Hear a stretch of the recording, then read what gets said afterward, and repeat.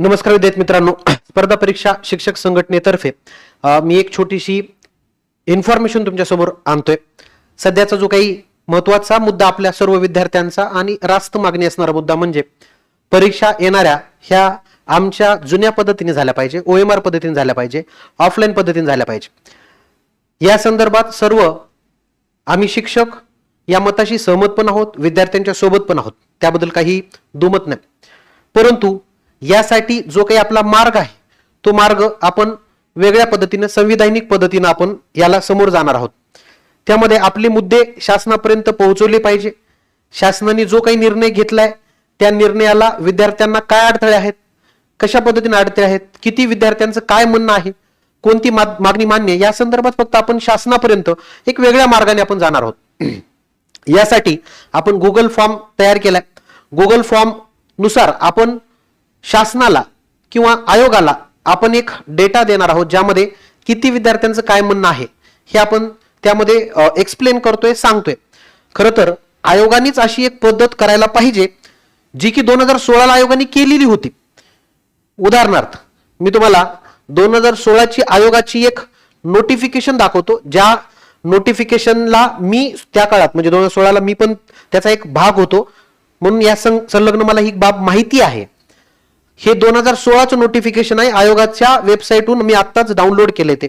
आणि त्यात त्यांनी काय केलं होतं की राज्यसेवा मुख्य परीक्षा 2016 थोडासा बदल करायचा होता मुख्य परीक्षेमध्ये। मी यावर जास्त चर्चा करत नाही, तुमचा वेळ घालत नाही। बदल काय करायचा होता तर 200 मार्काचं डिस्क्रिप्टिव्ह होतं, मराठी इंग्रजी ग्रामर प्लस भाषांतर म्हणा किंवा सारांश लेखन सगळं लिखाण होतं।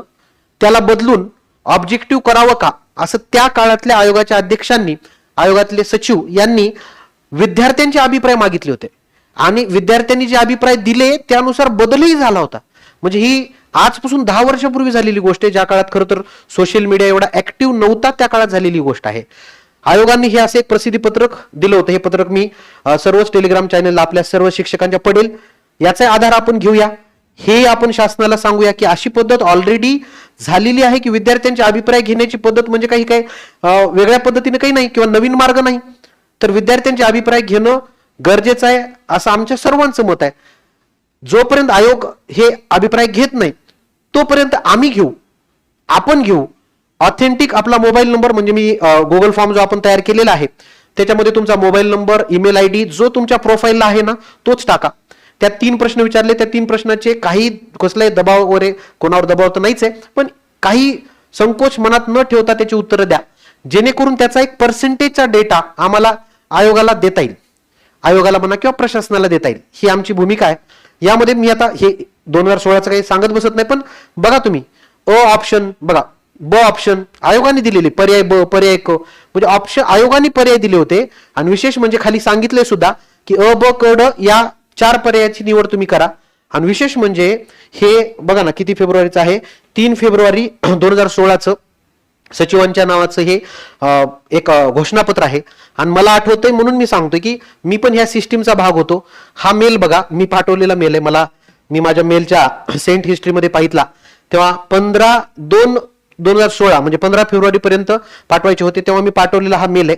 आणि मी पण माझा एक ऑप्शन दिला होता, मी ए ऑप्शन दिला होता आणि ए किंवा बी पैकी एक व्हावा असं माझं मत मी सांगितलं होतं। म्हणजे MPSC रिव्ह्यू बघा ना, mpscreview@gmail.com, म्हणजे त्या काळात जर MPSCनं विद्यार्थ्यांचे अभिप्राय मागितले होते तर आजच्या काळात 100% मागायला पाहिजे। आज आपण सोशल मीडिया, ऑनलाईन याच्यामध्ये आणखीन समोर जातोय ना, आणि विद्यार्थ्यांना ह्या गोष्टी फेस करायच्यात, विद्यार्थ्यांना ऑनलाईन ऑफलाईन फेस करायचंय, तर अर्थातच विद्यार्थ्यांचे अभिप्राय हे गरजेचे आहेत। म्हणजे माझं मत, इव्हन आमच्या सर्व शिक्षक वृंदांचं मत हेच आहे की आपण संविधानिक मार्गाने सर्व हवे ते शक्य ते आपण प्रयत्न करणार आहोत। आम्ही सर्व शिक्षक सर्व विद्यार्थ्यांसोबत आहोत, त्याबद्दल काहीही दुमत नाही। जास्तीत जास्त विद्यार्थ्यांनी हा गुगल फॉर्म भरायचा आहे। गुगल फॉर्म याच व्हिडिओच्या डिस्क्रिप्शन मध्येही टाकलाय, सर्व टेलिग्राम चॅनललाही तुम्हाला पाहायला मिळेल, कारण यात कोणा एकाचा स्वार्थ नाही किंवा कोणा एकाचा तोटाही नाही, सर्वांची सामूहिक भूमिका आहे।